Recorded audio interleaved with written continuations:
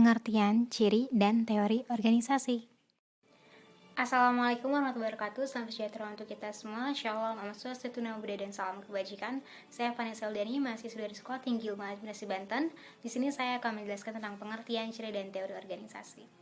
Organisasi menurut beberapa ahli. Ernest Dale.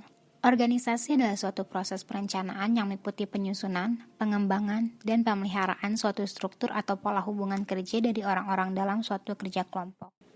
Cyril Safar. Organisasi adalah perserikatan orang-orang yang masing-masing diberi peran tertentu dalam suatu sistem kerja, dan pembagian pekerjaan terperinci menjadi tugas-tugas, dibagikan kemudian digabung lagi dalam beberapa bentuk hasil. Cass dan Rosenzweig. Organisasi adalah subsistem teknik, subsistem struktural, subsistem psikososial, dan subsistem manajerial dari lingkungan yang lebih luas pada sekumpulan orang-orang berorientasi pada tujuan. Ciri organisasi. Lembaga sosial yang terdiri atas kumpulan orang dengan berbagai pola interaksi yang ditetapkan, dikembangkan untuk mencapai tujuan, secara sadar dikoordinasi dan dengan sengaja disusun. Instrumen sosial mempunyai batasan yang secara relatif dapat Teori organisasi. Bagian tentang perkembangan teori organisasi. Teori organisasi dibagi menjadi 3, klasik, neoklasik, dan modern. Klasik dibagi lagi menjadi 3, birokrasi, administrasi, dan manajemen ilmiah. Teori organisasi klasik. Teori klasik.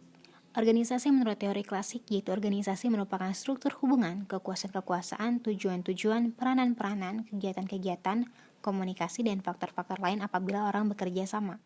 Organisasi tergantung pada 4 kondisi pokok. 1. Kekuasaan, 2. Saling melayani, 3. Doktrin, 4. Disiplin. 4 unsur pokok dalam organisasi formal. 1. Sistem kegiatan yang terkoordinasi, 2. Kelompok orang, 3. Kerjasama, 4. Kekuasaan dan kepemimpinan. Teori klasik birokrasi. Istilah birokrasi berasal dari kata legal rasional, legal adanya wewenang dari seperangkat aturan prosedur dan peranan yang dirumuskan secara jelas, sedangkan rasional penetapan tujuan yang ingin dicapai. Karakteristik birokrasi menurut Max Weber. Pembagian kerja, hierarki wewenang, program rasional, sistem prosedur, sistem aturan hak kewajiban, hubungan antar pribadi yang bersifat impersonal. Teori klasik administrasi.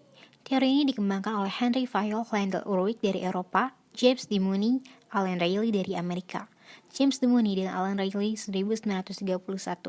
Koordinasi merupakan faktor terpenting dalam perencanaan organisasi. 3 prinsip yang harus diterapkan dalam sebuah organisasi.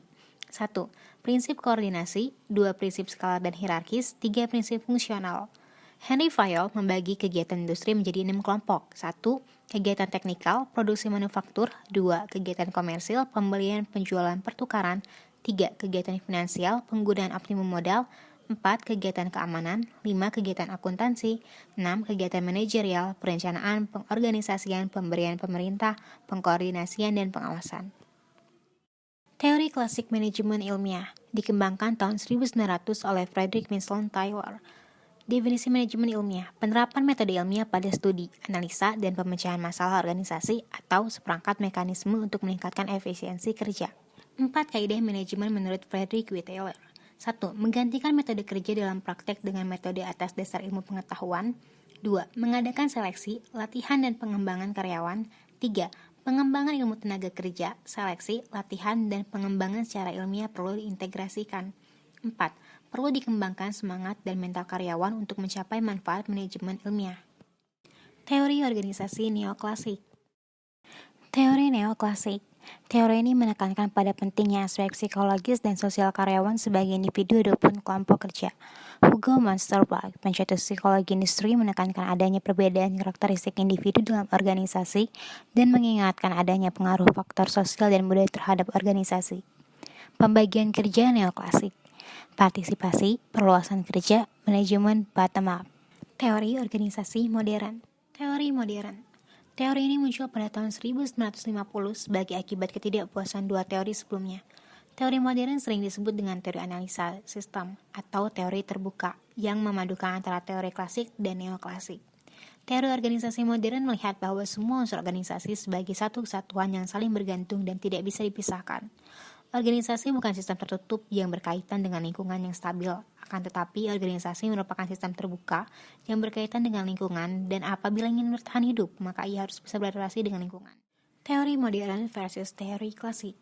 Teori klasik memusatkan pandangan pada analisa dan deskripsi organisasi, sedangkan teori modern menekankan pada perpaduan dan perancangan sehingga terlihat lebih menyeluruh. Teori klasik membicarakan konsep, koordinasi, skalar, dan vertikal, sedangkan teori modern lebih dinamis, sangat kompleks, multilevel, multidimensi, dan banyak variabel yang dipertimbangkan.